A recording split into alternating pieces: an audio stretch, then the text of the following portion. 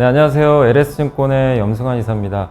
최근 저를 사칭하는 여러 유튜브 방송이나 카카오톡 채널들이 상당히 많은데요. 저는 이제 LS증권과 함께하고 있는 이 연불리와 함께 채널에서 공식적으로 방송을 좀 하고 있고, 저를 사칭하거나 돈을 달라고 한다거나 리딩을 원하거나 이런 것들은 다 사기일 가능성이 높기 때문에 여러분들이 각별히 주의를 하셨으면 좋겠습니다.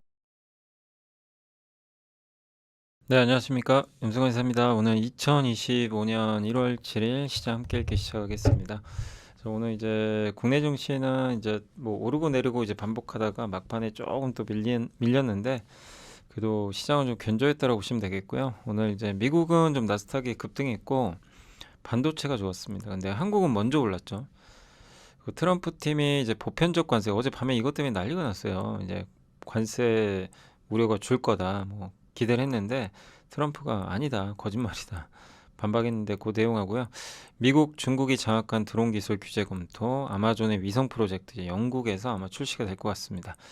국내 상황에 대한 이제 주요 투자은행들 시각하고, 엔비디아가 이제 오늘이죠, 젠슨항이 기조연설을 했어요. 거기에 대한 내용들 좀 몇 개 요약을 해봤습니다. 또 미국의 군함이 더 필요하나 아직 준비가 안 돼 있다, 요 발언 때문에 오늘 조선주가 급등했어요. 하나오션이. 화장품 피크아웃 우려 완화될 것 같고, 하이닉스, 그다음에 ISM 지수 반등은 이제 전통 반도체에 좋다. 또 팬덤 플랫폼 구도 변화 없다. 오늘 DOU가 다시 급등했는데, 어제 한번 말씀드렸잖아요. DOU가, 저도 어제는 내용을 몰랐는데 왜 빠졌는지 이유가 나왔습니다. 오늘은 이제 반대로 올랐고, 코리아 금융 빅뱅, 요거 이제 아주 긴 자료인데 한번 설명해 드리고요. 중요한 내용이에요.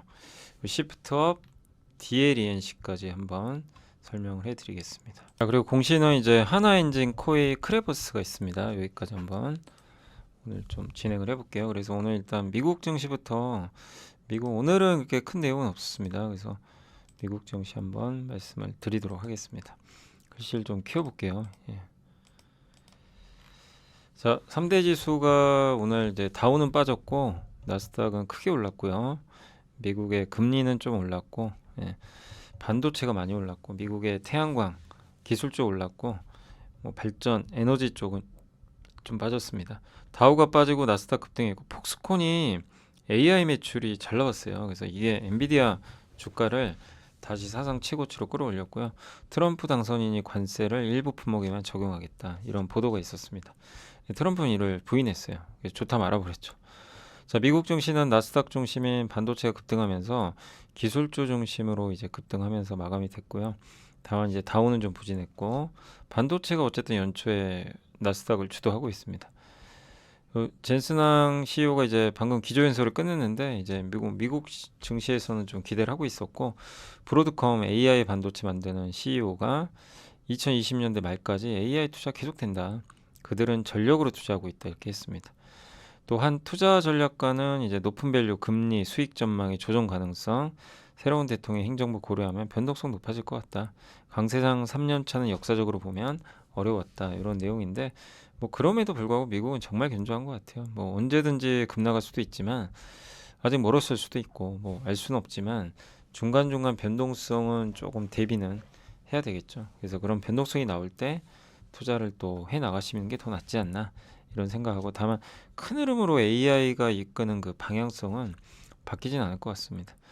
트럼프 당선인 그 관세 계획이 주요 수입품에만 적용될 거라는 이제 워싱턴 포스트 보도. 예, 근데 트럼프가 이제, 그러니까 모든 제품에 다 관세 부과하는 거잖아요. 그게 아니고 특정 그 제품 몇 개만 정하는 거예요. 그 보도가 떠가지고 어제 막 달러가 급락하고, 예, 우리나라 뭐 증시도 좋지 않겠냐 이랬는데, 트럼프가 바로 반박해 버렸어요. 예, 그거 아니다. 근데 이런 잡음이 생긴다는 건 뭐 우려보다 관세 부과가 좀 약할 수 있다라는 걸 또 반증하는 거니까, 제가 봤을 때는 좀 증시에 긍정적이지 않겠나, 이렇게 보고 있습니다. 트럼프는 관세를 모든 수입품에 이제 부과하겠다고 했지만, 보편적 관세가 인플레를 유발하고 무역 전쟁을 또 일으킬 가능성이 있기 때문에 실제 관세는 일부에만 좀 집중될 거라는 그런 시각이 우세하다라고 보시면 되겠습니다. 어쨌든 트럼프는 예측이 불가능하니까 그의 첫 발언보다는 완화적으로 또 갔던 경우들이 많았거든요. 그러니까 한번 보자고요. 최악의 경우는 우리나라는 한번 얻어맞았고, 뭐 생각보다 완화된다면 좋을 수 있겠죠. 그래서 엔비디아는 많이 올랐고요. 폭스콘이 엔비디아 AI 서버 조립하거든요. 매출이 잘 나왔다고 합니다. 마이크론, AMD 다 반도체 급등했고 음식료주는 좀 급락을 했습니다. GM이 트럼프 관세가 무역 전쟁 촉발하지 않을 거다 이런 낙관론 때문에 급등했고 또 테슬라는 강보합 정도에 머물렀습니다. 그래서 미국 증시 이 정도에서 좀 마무리하도록 하겠고요. 그리고 자, 요거 이제 설명해 드릴게요. 트럼프 팀이 보편적 관세 축소 검토한다라는 그런 좀 언론 보도가 있었어요. 워싱턴 포스트인데 이건 블룸버그에 나왔던 걸 제가 한번 요약을 해봤는데 보편 관세를 도입을 하되 그 대상은 특정 핵심 수입품으로 제한하겠다 이런 내용입니다. 근데 이 계획이 시행이 되면 선거 기간 동안 제한했던 10에서 20%의 보편적 관세를 대폭 줄이는 거죠. 아직 어떤 게 될지 모르지만 철강, 철, 알루미늄, 구리, 또 주사기, 바늘, 바이알, 의약품 이런 쪽은 이제 관세를 부과하고 또 배터리, 휘토류 광물, 태양광 패널도 아마 관세 부과할 수도 있다. 이런 내용인데 다만 트럼프는 이를 반박했습니다. 그건 거짓말이다. 이렇게 또 반박을 했기 때문에 어쨌든 뭐 이 부분은 좀 아쉽게 된 거죠. 근데 이런 잡음이 나온다는 건 관세 축소를 검토할 수도 있다는 거니까 뭐 어쨌든 긍정적이죠. 설사 반박을 했더라도 우리 생각만큼 강한 관세 부과 안 할 수도 있겠구나. 이런 내용인 것 같습니다. 자, 두 번째가 이제 미국, 중국이 장악한 드론 기술 규제 검토한다. 그러니까 드론도 시장이 커질 것 같고 특히 중국이 세계 1위예요. 드론은. 근데 이제 이게 미국의 위해를 가하는 용도로 사용할 수도 있기 때문에 중국 드론을 좀 규제하겠다. 뭐 이런 내용인 것 같습니다. 중국에 본사를 둔 기업이 개발한 무인기 제품이 미국 민간 무인기 시장의 75%가 차지하니까요. 그간 미국에서는 중국이 드론을 해킹하거나 원격으로 통제해서 미국의 민감한 시설을 감시하거나 공격할 수 있다는 그런 우려가 제기가 됐었습니다. 미국 하원은 지난 9월 세계 최대 무인기 제조업체인 중국 DJI의 신규 제품의 미국 내 사용을 금지하는 법안을 처리를 했고요. 그리고 이번 규정과 관련해서는 이제 구체적인 내용과 시행 여부는 아마 오늘 20일 출범하는 트럼프 행정부가 아마 결정하지 않겠냐라고 보시면 될 것 같습니다. 그러니까 드론도 어쨌든 이제 미국이 좀 시장에서 중요한 이슈 중에 하나니까 미국 드론주들도 좀 계속 공부는 해야 될 것 같아요. 아마존의 위성 프로젝트 영국 광대역 요금제 추진한다 이런 내용인데 아마존 저궤도 위성 운영사 카이퍼 프로젝트 아시죠? 여기 이제 스타링크의 경쟁사인데 영국에서 광대역 서비스 출시할 계획이라고 합니다. 카이퍼는 아직 운영되고 있지 않지만 25년 초에 위성 별자리를 배치하기 시작할 예정이고 올해 말 광대역 서비스를 출시할 계획이라고 언급을 했습니다. 저궤도에서 스타링크와 경쟁하는 게 목표고 영국에 서비스 제공하려면 이제 오프컴 승인을 받아야 되거든요. 근데 아직은 보류 중인 것 같아요. 근데 아마 라이선스를 이미 신청한 상태라고 합니다. 국방부하고도 협의 중에 있고 영국에. 근데 스페이스X는 이미 영국을 포함한 100개국에서 운영을 하고 있고 아마존이 영국에 사업을 시작하게 되면 영국에서 머스크의 광대역 서비스 수요가 늘어날 가능성이 있겠죠. 12월 오프컴은 영국에서 스타링크 서비스가 전년도 42,000개, 2배가 넘는 87,000개의 연결에 도달했다. 이렇게 밝혔고 주로 이제 통신망이 약한 그 시골 지역에 있다고 합니다. 근데 이제 이걸 따라잡으려고 카이퍼 프로젝트가 지구 저궤도에 있는 위성무리에서 광대역을 제공할 수 있는 특정 대역 주파수 라이선스를 따야 되거든요. 그래서 이 영국 오프콤이 승인을 해줘야 돼요. 근데 협의할 계획이라고 언급을 했고 아마 25년 후반에 서비스가 제공되지 않겠냐. 그러니까 올해 하반기에 이제 카이퍼 프로젝트도 뭐 개시되지 않겠냐 이런 내용인 것 같습니다. 카이퍼 프로젝트는 이제 인텔리언티크가 여기 안테나 공급하고 있죠. 그래서 이런 이슈들도 한번 체크를 해봐야 될 것 같습니다. 자 그리고 이제 폭스콘의 호실적인 AI 붐 지속을 보여주면서 반도체주 랠리 보였다. 요게 이제 그 엔비디아가 급등했던 배경인데 그 전년 대비 15% 증가한 이제 2조 1천억 산 신타위안 달러, 타이안 달러인가요? 타이완 달러겠죠. 이게. 그러니까 639억 달러의 이제 매출을 그 기록을 했다고 합니다. 그래서 이게 엔비디아가 설계한 AI 서버 이런 이제 매출들이 좋다 보니까 그런 거고요. 또 TSMC가 이런 영향으로 주가가 사상 최고치 기록했고 마이크로소프트 대규모 AI 지표 어제 설명드린 이것도 글로벌 이제 칩 주식의 급등을 초래했다라고 보시면 될 것 같습니다. 그리고 이제 국내 상황에 대한 해외 시각 딱 두 개만 좀 추려봤는데, 골드만삭스는 조금 긍정적인 것 같아요. 25년 예산안이 통과됐고 시장 안정 조치가 마련되고 있고 경제정책 방향도 발표됐고 불확실성 감소했다. 권한대행의 헌법재판관 임명도 불확실성 완화에 기여하고 있다. 근데 올해 한국 경제 성장률이 1.8밖에 안 됩니다. 저성장이 이제 고차가 될 가능성이 높고요. 한국은행은 이제 금리를 분기마다 한 번씩 낮출 걸로 골드만삭스는 예상을 하고 있습니다. 원달러 환율은 다소 높은 수준이 이어지겠지만 좀 안정화되지 않겠냐, 이런 내용이고, 그다음 BNP 같은 경우는 이제 소비 심리를 추가 악화시킬 가능성이 높다. 최근 이제 항공기 추락 사고까지 안타까운 일들이 발생하면서 지금 굉장히 좀 안 좋아진 상황인데, 그래서 한국은행은 근데 이제 국민연금과 외환 수합계약 연장 등을 통해서 환율 시장을 좀 안정화시키지 않겠냐. 그러니까 금리 인하보다는 다른 정책을 취할 거란 또 의견도 있는 것 같습니다. 근데 금리 인하를 1월에 할지는 모르지만 할 가능성은 높다고 보고 있고요. 기재부가 이제 추경 편성할 가능성이 높은데 여기서 한 20에서 30조 원 정도 편성하지 않겠냐, 이렇게 예상을 하고 있습니다. 어쨌든 공통된 건 지금 한국은 안 좋아요. 안 좋은 거 맞고 성장률도 둔화되는데 돈을 풀 거고, 그다음에 조금씩은 그래도 좀 안정화되지 않겠냐라는 시각이 좀 있는 것 같습니다.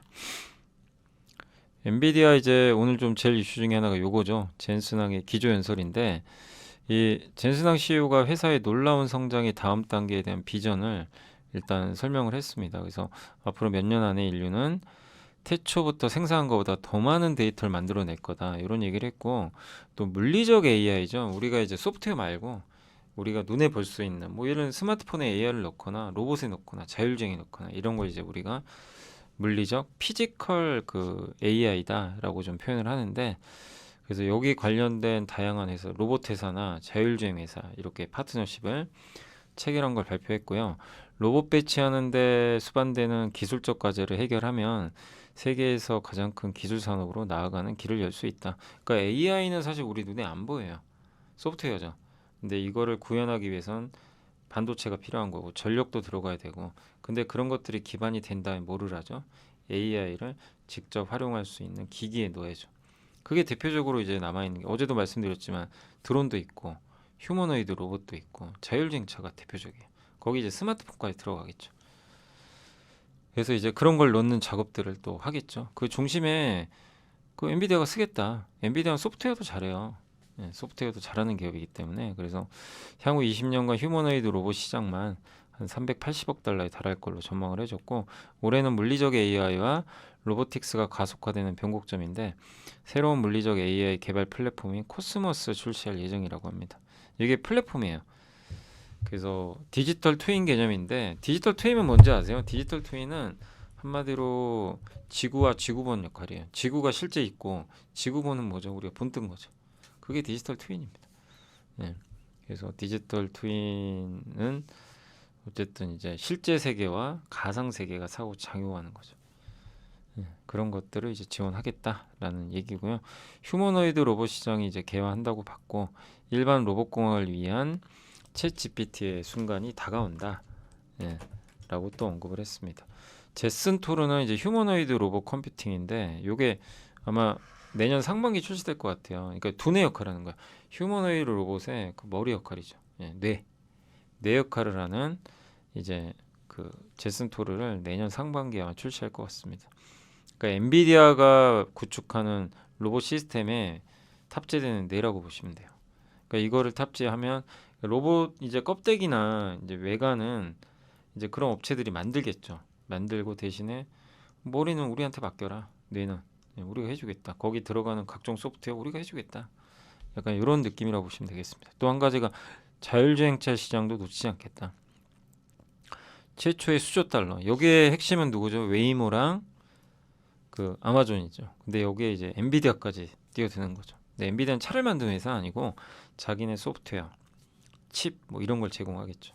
근데 토요타가 여기에 이제 파트너십을 체결을 좀 했다라고 언급을 했습니다. 그리고 자율주행차 그룹 중에 오로라, 컨티넨탈 부품사, 여기가 칩 제조업체와 장기적인 전략적 파트너십에 따라서 수천 대의 무인 트럭을 구동하기 위해 엔비디아의 하드웨어와 소프트웨어를 사용할 예정이라고 합니다. 25년 5월 이제 3,000달러에 5월 달에 이게 3,000달러 정도면 얼마죠? 3,000달러가 한 우리나라 돈으로 400만 원 정도 되죠. 400에서 500 되나요? 400. 한 400만 원 정도 되는 개인용 AI 슈퍼컴퓨터 추천. 이 도대체 저도 뭔지 상상이 안 갑니다. 예. 이게 이걸 출시할 거래요.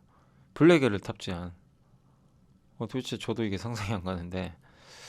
예, 아무튼 그런 내용도 있었다고 합니다. 예. 이거 한번 우리가 5월 달에 이것도 한번 주목을 해야 될 것 같아요.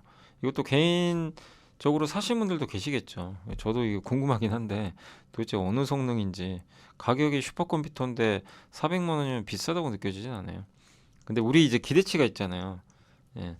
우리가 400만 원짜리를 만약에 산다면 1000만 원 이상의 뭔가 그걸 낼 수 있는 그런 이제 느낌이면 딱 살 것 같은데 400만 원짜리 컴퓨터 샀는데 에이 뭐 그냥 그러네 이러면 또 그럴 수도 있는 거죠.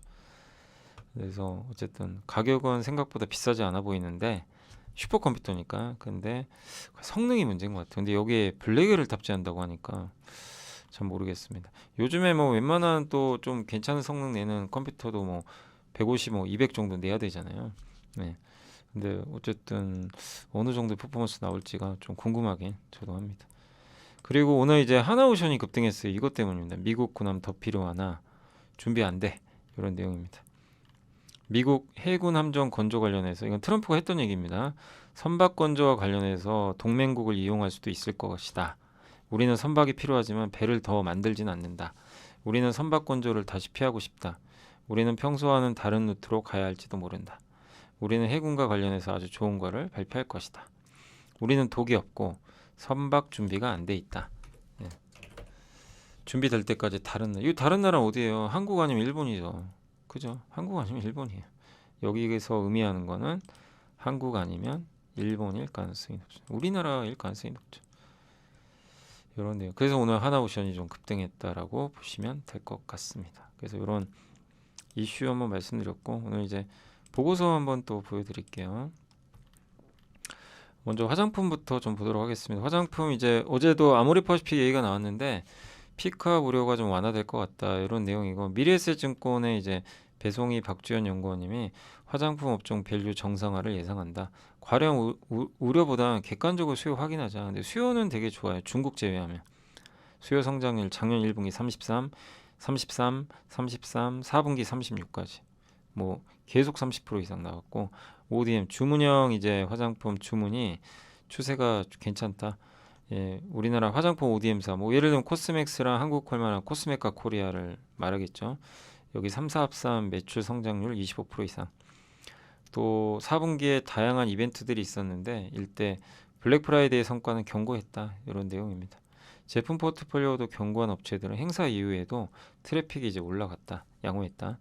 그 M&A도 활발하고 미국 오프라인 진출도 점차 확대되고 있고요. 이게 우리나라 이제 화장품 그 수요 주요 이제 지표라고 보시면 될 것 같은데 요 검은색이 이제 화장품 PER인데 PER 많이 떨어져요. 주가 빠져가지고. 그리고 주황색이 중국 제외한 수출 증가 좋죠. 화장품 전체 수출 증가. 요게 PER입니다. 검은색이 떨어졌는데 성장률은 좋아요. 이게 주가가 과도하게 빠진 거예요. 그리고 글로벌 수요 성장을 증명한 브랜드는 APR과 VTR. 요새 APR도 괜찮죠. 그 다음에 ODM 부자재 회사로는 코스맥스랑 화장품 용기 만드는 펌텍 코리아를 주목을 하셨습니다. 자, 반도체도 좀 말씀을 드리겠습니다. SK하이닉스의 HBM 생산 능력을 얼마나 늘어날까 생산 능력이 요건데 상향 조정했어요. 그러니까 25년 말 HBM 생산 능력 전망치를 월 이게 K가 1000장이니까 14만 5천 장에서 15만 5천 장으로 이제 상향 조정을 했습니다. HBM4 12단은 엔비디아 차세대 AI GPU 플랫폼인 루빈 내년 상반기에 나오는 것 같아요. 아마 여기에 들어가. 양산은 올해 하반기부터 해야 돼요. 올해 하반기 양산을 해서 이제 내년에 공급이 되겠죠. 그래서 루빈 대응 위해서는 적어도 26년 상반기부터 HBM4 공급을 확대해야 하고 그러니까 생산 능력은 미리 키울 필요는 있는 거죠. 그렇게 되면 이제 여기 HBM에 관련된 밸류 체인은 좋아지겠죠. 더 투자를 해야 되니까. 그래서 이제 대표적인 밸류 체인 여기 소개가 돼 있는데 TC 본더 이제 칩과 반도체, 반도체와 반도체를 붙이는 거죠. 이렇게 연결하는 거죠. 그래서 TC는 이제 열압착이라고 보시면 되겠고 HBM 세대별로 전용 장비가 다 또 달라요. 배열 구조도. 그러니까 이 장비는 전 세계 1등 업체가 한미반도체죠.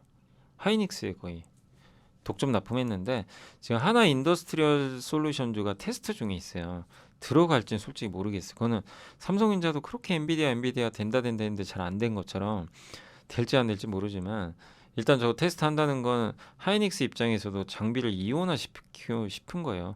그러니까 한미한테 이게 무조건 악재라기보다는 언젠가는 모든 회사는 독점을 안 합니다. 독점을 쓰진 않아요. 그러니까 하나 인더스트리얼즈가 들어갈 가능성도 염두는 해두셔야 돼요. 예.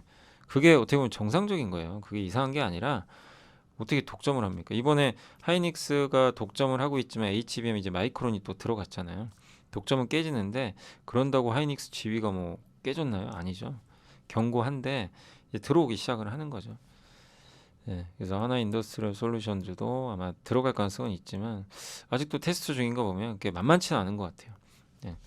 후공정 장비는 이제 리플로 이렇게 평평하게 해줘서 잘 이게 붙을 수 있게 해주는 그게 이제 수혜업체가 주로 삼성 쪽은 아마 PSK 홀딩스로 알려져 있고 하이닉스는 STI 쪽으로 알려져 있습니다. 디스컴 장비 찌꺼기 없애는 장비죠. 요것도 역시 PSK 홀딩스고 장비가 더 많이 필요하고요. HBM4는 그리고 이제 검사하고 휘어지는 거 이런 거 계측하고 이런 걸 이제 해야 되는데 그런 걸 해주는 이제 수혜업체는 한미반도체, 넥스틴, 테크윙 이런 기업들이 수혜를 받을 것 같다. 요 내용입니다. ISM 제조업 지수 어제 한번 설명드린 대로 좀 반등을 하게 되면 전통 반도체 반등한다. 왜냐하면 ISM 제조업 지수 설문조사 대부분 기업은 소비재 기업이죠. 여기에 휴대폰 판매에서도 들어가겠죠. PC 소비자한테 전통 반도체 수요는 소비자 제품이에요. 스마트폰, PC가 중요합니다. 그래서 여기 설문조사에서 이들이 반등을 지금 최근에 하고 있거든요. 한다는 얘기는 전통 반도체 수요가 돌아오기 시작하고 있다는 얘기예요. 이거는 삼성한테 좋은 거죠. 저 부분은 왜냐하면 하이닉스는 HBM 비중, AI 비중이 높고요. 삼성은 아직은 전통 반도체 여기 비중이 높죠. 근데 외국인이 작년에 삼성전자 엄청나게 팔았죠. 사실 전통 반도체를 팔아버린 거죠. 예. 근데 이제 이게 바뀐다는 거는 외국인 매도도 바뀔 수 있다. 그래서 최근에 외국인들 매도가 줄고 있잖아요. 예. 그래서 AI 반도체 성장률은 둔화될 수 있어도 전동 반도체는 돌아올 수 있다. 이런 내용으로 보셔도 될 것 같습니다. 어제 그 DOU가 급락했는데 요 내용 한번 보시면 그 전이 카카오엔터의 신규 팬덤 플랫폼 출시 얘기가 있었나 봐요. 그러면 이제 DOU에서 이탈하는 거 아닌가? 경쟁이니까. 카카오엔터가 그러니까 DOU 법을 하이브 위버스 요게 뭐냐면 이제 그 소비자들이 아티스트가 거기 들어가 있으면 내가 좋아하는 이제 연예인이 있는 거죠. 그러면은 저 DOE 버블에 가입을 해서 돈을 내고 이제 채팅 같은 거 하는 거죠. 메시지도 보내고 예, 그런 걸 하는 이제 서비스인데 근데 그거랑 비슷한 이제 서비스인 베리즈를 올해 하반기에 론칭할 거다는 보도가 있었다고 합니다. 근데 카카오가 SM 대주주고 SM은 또 DOU를 갖고 있잖아요. 그러니까 이제 DOU 입장에선 카카오가 저걸 만들면 DOU에서 이걸 빼간다는 건가? 아티스트가 옮겨가면 어떡하지? 이런 우려가 있었나 봐요. 그래서 어제 급락을 했는데 SMIP에 국한해서 엄연히 개인 이제 메시지를 보낼 수 있는 서로 채팅할 수 있는 서비스가 있는데 그건 DOU랑만 계약을 맺은 거고 그 외에 커뮤니티 콘텐츠 상거래는 하이브의 그 위버스랑 계약을 이미 수년 전에 했기 때문에 예, 이거를 바꾸기 어렵다는 거죠. DOU에서 빼가지고. 그래서 회사 관계자들도 카카오엔터가 준비 중인 플랫폼은 개인 메시지 서비스는 버블과는 다르다. 그러니까 DOA랑 상호 시너지를 오히려 낼 수 있다. 이렇게 이거 아마 방탄소년단의 진 얘기하는 거겠죠. 예, 너 뭐 하고 있어, 진? 이제 그렇게 이제 물어보고 뭐 용어도 있고. 예. 그래서 이제 그렇게 질문도 할 수 있고 예. 하는 그런 이제 서비스라고 보시면 좋겠는데 이런 것들을 결국 예. DOE가 제공을 하고 있는데 이거를 뭐 뺏어가는 거 아닌가? 어젠 그랬던 것 같아요. 주가 빠지는 거 보니까. 근데 실제 아니었던 거죠. 너무 우려가 컸죠. 그래서 또 이미 디어이는 중국에 이제 들어가기로 했죠. 예, 중국에 이제 들어가기로 했고 이미 중국 진출 유일한 경로를 확보했거든요. 예, 근데 이런 플랫폼을 갑자기 뭐 카카오가 카카오 플랫폼 키우려고 여길 배제하고 그런 건 좀 너무 앞서간 거죠. 그래서 어제는 그런 오해가 있어서 주가가 좀 급락을 했던 것 같습니다. 아무튼 카카오가 어쨌든 디오 입장에서는 좋은 건 아니죠. 카카오가 이런 플랫폼 만드는 건 디오 입장에서 어쨌든 달갑진 않은 거죠. 그렇지만 어제 주가 하락은 좀 과했다라고 보고 있는 것 같습니다. 기업 분석 먼저 하고요. 예, 그다음 시프트업이 게임사죠. 그래서 승리의 여신 니케라는 게임이 정말 많은 히트를 쳤고 매출 456억, 전분기 대비 33.2% 증가할 걸로 전망하고 있고 2주년 이벤트가 있었고요. 매출액을 달러로 인식하니까 환율 상승 수혜줍니다. 또 스텔라 블레이드란 이제 플레이스테이션이란 게임기에 들어가는 게임이거든요. 근데 요거는 이제 나온 지가 좀 돼서 좀 매출은 많이 줄 것 같습니다. 니케가 좀 중요한데 이게 중국에도 출시가 되는데 올해 2분기에 출시될 걸로 예상을 하고 있습니다. 그래서 시프트업은 뭐 상장하고 나서 주가 올랐다가 또 빠졌다 반복을 하는데 다만 이제 악재가 하나 있죠. 그때 말씀드린 1월 11일 날 6개월짜리 보호예수 물량이 나옵니다. 그래서 기관 투자 물량이 127만 주고 그리고 2대 주주 이제 텐센트 자회사 지분이 34%나 돼요. 지분 매각 가능성은 희박하다고 판단하는데 당장 안 팔겠죠. 근데 텐센트가 팔 수도 있어요. 예, 그건 뭐 우리가 배제할 수 없는 거죠. 그러니까 이 부분은 조금 혹시라도 이제 이런 거죠. 텐센트가 블록딜을 해버리면 주가 빠져버리겠죠. 네, 그러니까 그런 리스크는 좀 존재는 하고 있습니다. 다만 어쨌든 단기적으로 이제 보호해소 물량이 1월 11일에 나오니까 그 이후에는 좀 오히려 주가가 가벼워질 수 있지만 그 전까지는 조금 사람들이 부담스러워하겠죠. 물량 나오는 거 뻔히 보이니까. 그래서 1월 11일 이후는 좀 괜찮아지겠지만 며칠 안 남았죠. 그때까지 조금 흔들릴 수 있다. 근데 오히려 이런 이슈 때문에 주가가 확 빠져버리면 그건 또 저는 기회가 되지 않겠냐라고 생각하고요. DLNC는 KB증권의 장문준 연구원님이 핵심은 이겁니다. 내년에 원가율 이제 주택 만들 때 원가율이 줄어든다. 그러면 이익 늘어나는 거죠. 그리고 해외에서 의미 있는 소형 모듈 원전 여기 지분 투자했죠. 미국에. 근데 요거는 하나의 이제 이벤트인데 뭐 언제 부각이 될지는 좀 지켜봐야 되겠고 내년 이익은 크게 늘 것 같습니다. 저는 핵심은 요거 같아요. 네, 원가율이 개선되는 거. 그래서 수익성이 낮은 물량들이 좀 있었어요. 네, 근데 그런 것들이 이제 다 준공이 되면서 이제 내년 올해죠. 올해는 그런 이제 마치 조선하고 비슷한 거죠. 조선 저가 수주한 게 실적이 잡히면 실적 안 좋죠. 건설도 비슷하죠. 예, 근데 그 물량들이 줄어들면 수익성은 당연히 좋아지겠죠. 예, 그런 내용으로 보시면 되겠습니다. 그래서 올해는 좀 나아지는 원년으로 봐야 될 것 같습니다. 그래서 올해 이익도 한번 기대를 해봐야 될 것 같습니다. 자, 그리고 이제 요게 오늘 이제 인덱스 자료인데 좀 긴 자료인데 코리아 이제 금융 빅뱅이다. 잃어버린 미래의 도래와 자본주의 대전환. 읽어보니까 뭐 공감 가는 내용도 있고 좀 뭐 아닌 내용도 있어요. 제가 공감 뭐 100% 못하는 그러나 이제 제가 요약만 해본 거예요. 좀 긴 보고서인데 한번 들어보시고 뭐 이게 무조건 맞다 안 맞다는 여러분이 판단하시기 바랍니다. 예. 우리에게 잃어버린 미래가 도래하고 있습니다. 경제적 관점에서는 수출의 구조적 문제, 내수 부진의 장기화, 자본시장의 관점에서 기업 지배구조의 문제를 경험해. 이거는 다 동의하실 거예요. 그죠? 이러한 현실을 주식시장의 용어로 표현해 보면 한국은 구조적 성장주에서 주주환원 없는 가치죠. 예, 정확한 표현이죠. 성장이 없어요. 위기를 극복하기 위한 노력의 일환으로 향후 10에서 30년 코리아 금융 빅뱅 자본주의 대전환을 준비됩니다. 우리나라도 늦었지만 이제 부동산에 집중된 이거를 바꾸는 작업을 이제 시작을 할 가능성이 높아요. 예, 그러나 시간이 많이 걸린다. 이 내용으로 보시면 되겠습니다. 두 가지 투자 전략을 지시합니다. 경제적 관점에서는 기술 경쟁력을 갖춘 산업의 수출과 육성, 내수 부진의 장기화 흐름 속에 성장할 수 있는 기업. 그러니까 성장해요. 투자 전략에서 핵심은 어느 환경에서도 성장할 수 있는 거. 그걸 찾자는 거고 자본시장 관점에서는 상법 개정과 뭐 또 경영권 문제 이런 것들을 주목하자. 이런 내용입니다. 그래서 한국에 문제가 여러 개가 있어요. 그거 다른 건데 기업 지배 구조가 문제 있죠, 당연히. 예, 그래서 이런 것들을 좀 바꾸기 위해서 상법 개정을 해야 되는데 어쨌든 상법 개정을 통해서 이제 변화가 시작될 거다. 이런 내용이고 한국의 가계 자산은 부동산이 집중돼 있는데 다만 부동산에 집중된 거를 그렇다고 당장 어떻게 바꿔요? 못 바꿔요. 그죠? 그러니까 집 팔아서 주식 사세요. 국내 주식. 과연 그럴 분이 얼마나 되냐 이거죠. 네, 거기에 대한 고민이 좀 있는 것 같고 부동산 불패 대 코리아 주식시장 디스카운트 이게 고착화돼 있죠. 국장은 단타만 해야 돼. 부동산은 사서 가만히 두면 불패. 예, 미국 주식도 불패. 이게 이제 고착화된 거죠. 이걸 깨려면 뭐 부동산과 미국 주식이 빠져야 된다가 아니라 코리아 주식시장이 올라야죠. 그 방법으로 가야 되는 거예요. 예, 근데 그게 공감대가 아직도 형성이 안 되니까 한국 시장에서는 쉽지가 않았던 거죠.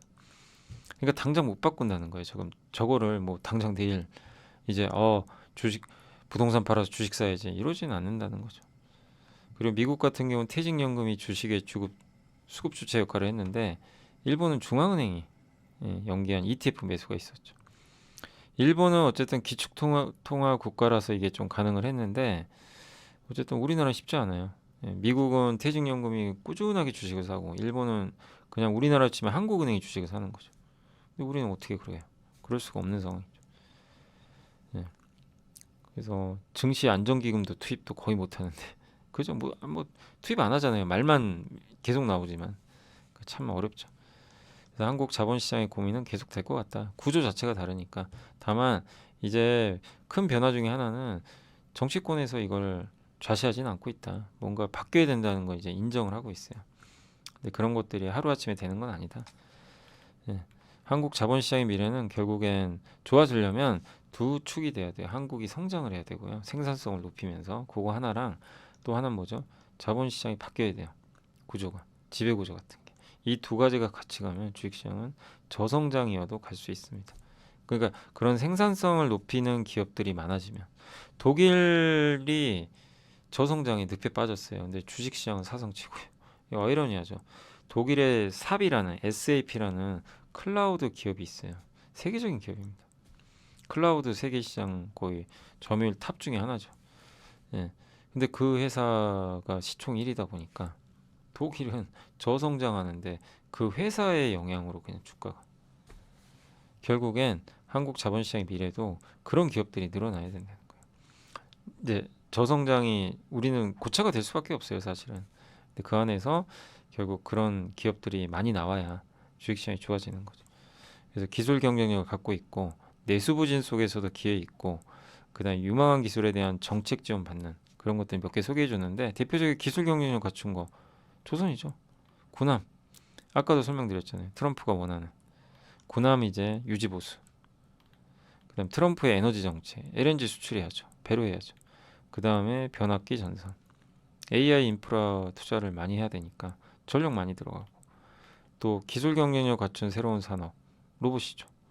23년은 투자 기대감, 25년은 양성. 근데 휴머노이드 로봇은 우리가 선두는 아니에요. 그죠? 우리는 후발주자고 여기에 집중적으로 투자할 필요는 있는 것 같아요. 일단 삼성이 발을 디뎠고, 그러니까 올해 로봇은 굉장히 화두가 될 거예요. 그 중에서도 휴머노이드 로봇은 계속 공부를 좀 해야 될 것 같습니다. 그리고 이제 우주항공, 뭐 여기도 국가 차원에서 계속 육성해야죠. 뒤처지면 안 되는 거죠. 그리고 내수가 장기화되죠. 근데 요거 보면서 느껴지시는 거 있어요? 이게 어딜까요? 단체급식 식당. 요새 이제 그 식당들 많이 가시지만 너무 비싸죠. 그래서 어디 갑니까? 구내 식당 가죠. 내수는 부진하죠. 생활비는 아껴야죠. 출산율도 낮고. 그래서 요즘에 떠오르는 게 단체급식. 이 수혜를 그래서 현대그린푸드 주가 많이 올랐잖아요. 실제. 그러니까 이게 내수가 다 안 되는 게 아니라 그 안에서도 되는 또 산업이 있다는 거죠. 한번 찾아보세요. 내수에서 성장할 거 간간히 있습니다. 다 안 좋은 건 아니에요. 내수에 성장할 거. 예를 들면 올리브영도 있었죠. 비상장이지만. 예. 그리고 카페24 같은 거. 보죠? 우리는 내수잖아요. 카페24는 유튜브 쇼핑으로 바뀌면서. 예. 그죠? 그러니까 내수가 안 좋아요. 안 좋은 건 분명히 맞지만 그 내수 시장 안에서도 뭔가 성장을 하는 그런 기업들이 계속 나올 수가 있어요. 그러니까 아예 안 된다니까 내수 하지 마. 이건 아니라는 겁니다.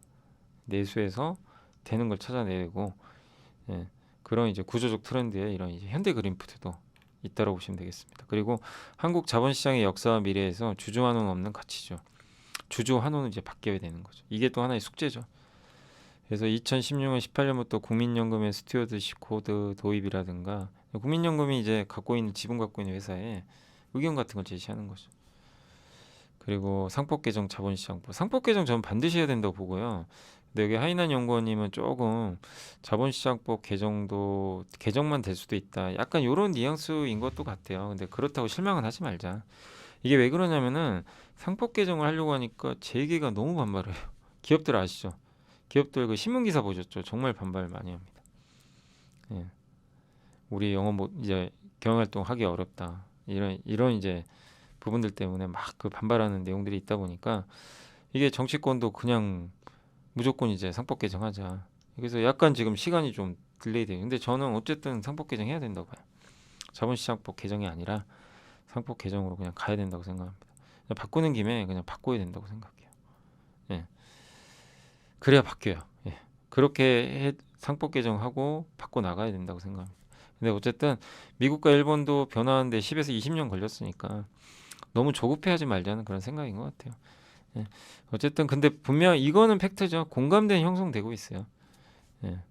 공감대는 이제 형성은 되고 있다. 그리고 증권업의 역할도 중요하다. 골드만삭스가 인수합병하면서 성장했거든요. 원래 증권사는 뭐하죠? 브로커리지. 중간에 매매, 중개 역할을 하는 건데 인수합병 계기로 굉장히 커졌어요. 그러니까 M&A 뭐죠? 적대적 M&A는 여기서 공격하죠. 거기 자문을 또 줘요. 그리고 피인수 공격 받는 측. 그럼 여기선 또 다른 증권사에 문의를 해요. 우리 어떻게 해야 되냐? 대응. 그러면 M&A가 활성화될수록 증권업의 역할이 커지는 거죠. 이번에 고려한 사례도 그렇잖아요. 이게 많아질 수 있어요. 기업 지배구조 개선 노력이 나오면. 그래서 금융 역량이 뛰어난 대형 증권사에 대한 장기적 관심이 필요하다. 가장 대표적으로 이제 대형 증권사 뭐 미래에셋도 있고 삼성증권, 뭐 NH투자증권, 뭐 이런 기업들, 또 KB증권은 뭐 비상장이지만 이런 이제 아주 대형 회사들에 대한 장기적인 관심이 필요하다라는 내용으로 정리해드리겠습니다. 그래서 저는 다른 것보다 요거는 우리나라가 정말 풀어야 될 중장기 숙제고요. 그래서 그 첫걸음으로 빨리 상법 개정해야 된다고 생각하고 이건 충분히 공감 갑니다. 내수부진이지만 거기서 좀 기회를 찾아보는 거. 그리고 여기 기술 경쟁력 갖고 있는 그게 많지는 않지만 중국이 함부로 할 수 없는 것들 있잖아요. 그런 게 뭐가 있을까? 그런 것도 중국이 하더라도 이제 중국 외 지역에서 우리 거 선택해야 되는 하는 거. 미국에서 우리를 선택해야 되는 하는 거. 그런 것들. 그래서 저는 어쨌든 여기에 뭐 변압기 전선 이런 게 들어가 있지만 또 자율주행도 있을 거고 HBM 메모리 반도체도 있을 거고 막 찾아보면 많아요. 그러니까 한국이 안 된다라고 생각하시기보다는 한국에서 되는 걸 찾아보자는 거죠. 그것도 중요한 아이디어입니다. 그래서 한번 소개를 해드렸습니다. 그리고 이제 그 공시 좀 소개해드릴게요. 어제 있었던 공시를 하나 엔진이 있었고요. 선박용 엔진 공급, 삼성에 좀 공급을 하게 됐습니다. 그래서 삼성 중공업에 엔진 공급하게 됐고, 그 다음에 크레버스가 이제 내부자 매수가 있었습니다. 8,200만 원 정도 김용화 회장님이 하셨고, 주당 배당금 한 1,000원 정도니까 배당 수익률 6.7 정도 돼요. 고배당주로 유명한 교육주입니다. 그리고 이제 어제 공시의 핵심은 코웨이예요. 코웨이가 핵심입니다. 사업년도 작년하고 이제 앞으로 3년간 주주환원 정책 발표했어요. 무려 당기 순이익의 40% 돌려주겠대요. 연결 주주환원 엄청난 거죠. 많이 주는 거예요. 현금 배당하고요. 기존 갖고 있는 자기 주식 다 없애버리겠대요. 대단합니다. 그래서 이거는 이미 발표했어요. 기취득 자기 주식 전량 소각합니다. 연결 당기 순이익에 제가 40% 계산을 해보니까 시총 4조 7천억이니까 주주환원율로는 5% 정도 나와요. 그러니까 이 코웨이에 투자를 지금 하면 5% 정도 주주환원을 받는 거예요. 수익률로는. 그러니까 은행 예금이 지금 2%대니까 그거보다는 코웨이 투자가 더 나을 수도 있죠. 주주 환원을 보면. 앞으로 3년도 더 중요한데 여기도 똑같이 합니다. 그리고 자기 주식을 더 사서 또 소각하겠대요. 그래서 3년간 평균 제가 예상치를 보니까 6,500억 정도 버는 걸로 나와 있더라고요. 그럼 주주 환원 수익률이 5.5 정도 됩니다. 예, 매력 있는 거죠, 충분히.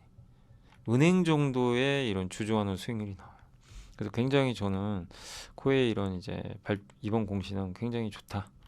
예, 이렇게 생각합니다. 뭐 여러분들 정수기들 다 대부분 쓰시지만 저도 사실 코웨이 거 쓰거든요. 쓰고 있는데 쓴 지 꽤 오래됐죠. 예. 그러니까 매달 현금 주죠. 통신비처럼. 이 남는 돈을 안타까운 게 뭐냐면 주주분들 입장에선 돈을 이렇게 잘 벌어요. 순이익 보이세요? 그죠? 이 버틀러 이제 그래서 제가 캡처해온 건데 예, 버틀러 또 써야죠. 그래서 캡처해왔으니까. 근데 어쨌든 여기 보시면 이렇게 하는데 ROE가 떨어져요. 자기 자본. 돈을 벌면 자기 자본 이익률이 올라가야 되거든요. 자본이 더 많이 쌓인 거죠. ROE가 점점 떨어져요. 돈은 많이 쌓이는데 이 돈을 제대로 활용 못 하고 있는 거예요. 예. 그래서 이거를 활용하는 방법은 더 많은 돈을 벌든가 매출을 일으켜서 아니면 주주들한테 돌려주면 돼. 주주환원 하면요 돈이 나가죠. 주주환원. 그래서 자본이 깎여요. 그래서 분모가 낮아지기 때문에 ROE가 확 올라갑니다. 그걸 하겠다는 거예요 지금. ROE를 높이겠다는 거예요. 그래서 이거는 주식시장에 환영할 만한 일이죠. 그러니까 PBR이 낮죠. 자기 자본 이익률이 낮잖아요. PBR이 낮아요. 그러니까 여기 머물러 있어요. 여기 보이세요? 거의 평균 최하단부 빨간색 PBR. 코웨이 돈도 저렇게 잘 버는 회사. 이게 이해가 안 가시죠? 돈 저렇게 잘 버는데 주가 왜 이 모양이지? 왜 안 가지? PBR 왜 떨어져 있지? 이럴 수 있는 거죠. 납득이 안 가죠. 왜? 주주환원이 좀 약하다고 생각을 했던 것 같아요. 근데 이거를 이제 바꾸겠다. 현금도 많고요. 순현금이 1조 한 5천억 넘는 것 같더라고. 1조 좀 넘는 것 같아요. 예, 1조 5천억 이상 됩니다. 돈도 많아요. 그러니까 코웨이가 오늘 이제 공시에선 가장 핵심이다라고 말씀을 드리겠습니다. 이런 기업이 이제 늘어나야 돼요. 네, 그거를 좀 말씀을 드리고 싶은 겁니다. 자, 이제 오늘 장만 정리 한번 해보겠습니다. 오늘 주식시장은 일단 강보합권에 좀 끝났고요. 뭐 하이닉스가 좀 빠진 게 좀 아쉽고 오늘 외국인은 샀는데 연기금 많이 산 거 보이시죠? 연기금은 올해 주식 많이 사야 돼요. 지금 지수대에선 많이 살 수밖에 없는 상황이고 꾸준히 들어오고 있고요. 반면에 기관 투자들을 금융 투자랑 여기 개인이 오늘 좀 많이 팔았습니다. 코스닥은 반대로 개인 투자분들이 요새 예탁금도 많이 늘고 개인들이 다시 좀 많이 들어오셨어요. 그래서 지난 이제 계엄령 선포 이후로 한번 개인 투자분들이 주식 엄청 팔아버렸죠. 그 날이 사실 좀 바닥이었죠, 어떻게 보면. 그리고 다시 좀 이제 돌아오시는 그런 모습들이 연출이 되는 것 같습니다. 섹터로는 오늘 조선주, 뭐 하나오션, 여기가 군함 쪽이에요, 둘 다. 그래서 이 둘이 급등했습니다. 네. 하나오션은 미국에 이제 조선사까지 있으니까. 그리고 이제 오늘은 오랜만에 세진중공업 이제 액화 이산화탄소 LPG 운반선 관련 기업이죠. 또 성광밴드 연일 좋습니다. LNG 관련주 오늘 또 건설 중소형은 좋았고요. 편의점 관련주도 오늘 이마트가 오랜만에 오늘은 또 DLENC, GLS건설, HD 현대산업개발 모두 다 좋았습니다.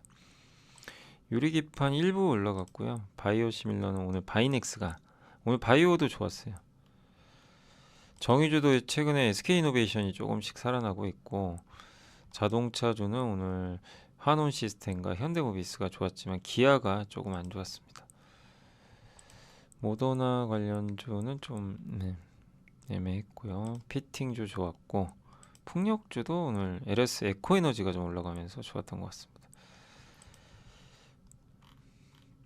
그러나 이제 어제보다는 많이 오른 건 많지 않고요. 오늘 이제 여기 보면 주로 온디바이스 AI나 반도체주가 좀 많이 빠졌습니다. 오늘은 이제 반대죠. MLCC도 오늘 좀 빠졌고요. 어제 삼성전자가 급등했는데 하루 만에 빠졌고 반도체 대표주도 조정을 좀 받았습니다. 그래서 IT 대표주가 좀 대부분 빠졌고, 그러니까 오늘은 그냥 IT예요. IT가 많이 빠졌다라고 보시면 되겠습니다. 자율주행도 좀 빠졌고요. 그리고 뭐 그렇게 크게 빠지진 않았습니다. 그러니까 한마디로 조선주 좋았고 일부 개별주, 개별 장세, 로봇주 반면에 IT는 좀 빠지는 그런 장세였습니다. 시총 상위는 이제 삼성바이오가 가장 좋았고요. 다시 100만 원 돌파하려고 하는 것 같고 방산주 좀 좋았고요. 크래프톤은 오늘 좀 빠졌습니다. 하나오션도 사실 방산주로 봐야죠 지금. 그리고 삼성 SDS 오늘 좀 빠졌고요. 전기 빠졌고 현대 로템이 좋았어요. 오늘 방산주 좋았고요. 그 다음에 역시나 그 코웨이가 급등해버렸네요. 어제 이제 공시가 이미 나오고 시장에서는 뭐 저처럼 이제 괜찮게 판단을 했던 것 같습니다. 하나 시스템도 한 5% 가까이 올랐습니다. 여기도 이제 미국의 필리조선소 갖고 있으니까 최대 주주죠 어떻게 보면. 두산바켓은 오늘 좀 빠졌던 것 같습니다. 삼성중공업이 오늘 삼성증권이 3%, 알테오젠과 리가켄바이오 같은 코스닥은 바이오가 오늘 상당히 좋았고요. 흡프스프 여기 반도체 소부장은 오늘 좀 많이들 흔들렸습니다. 반도체는 좀 안 좋았어요. 대부분 좀 조정을 받았습니다. 바이오 그러니까 오늘은 바이오가 좋았네요. 이게 전체적으로 보니까 바이오 좋았습니다. 상승 쪽에서는 중소형 건설주랑 그리고 조선주, 방산, 바이오, SK 바이오팜도 많이 올랐어요. 12만 원 앞두고 있고 코스닥에서는 오늘 주로 오른 거는 이제 특정 업종이라고 하긴 좀 그렇고 디오유가 10% 올랐고요. 엔터주 많이 올랐습니다. 그러나 오늘은 이제 반도체, 요새 서진 시스템이 좀 계속 빠지는 것 같고요. ISC도 어제까지 급등했다가 하루 만에 또 급락했고 주로 반도체가 좀 많이 빠졌습니다. 그래서 오늘 이제 시장은 이렇게 한번 정리해드리고 코스닥에서 52주 신고가가 이게 너무 많아서 한두 개가 아니네요. 자, 또 이제 오늘 여기까지 한번 설명해드리고 시장이 연초에 분위기 괜찮지만 지금 또 언제든지 흔들릴 수도 있고요. 또 미국 증시 상황에 따라 좀 변동될 수 있으니까 뭐 올라갈 때 쫓아가지 마시고 흔들릴 땐 용기를 계속 내시면 좋겠습니다. 아직은 한국은 2,500도 안 되기 때문에 뭐 많이 올랐다고 보기는 어려워요. 그래서 조금 더 우상향 해주기를 기대를 한번 해보도록 하겠습니다. 자, 오늘 이제 방송은 여기서 마무리하도록 할게요. 내일은 이제 또 오랜만에 지난 이제 연말하고 그때 이제 쉬는 날이 많아가지고 제가 라이브를 못했는데 내일은 이제 10시 반에 라이브를 진행을 할 예정이니까 또 내일 뵙도록 하겠습니다. 자, 오늘 고생하셨고요. 저는 내일 찾아뵙겠습니다. 감사합니다.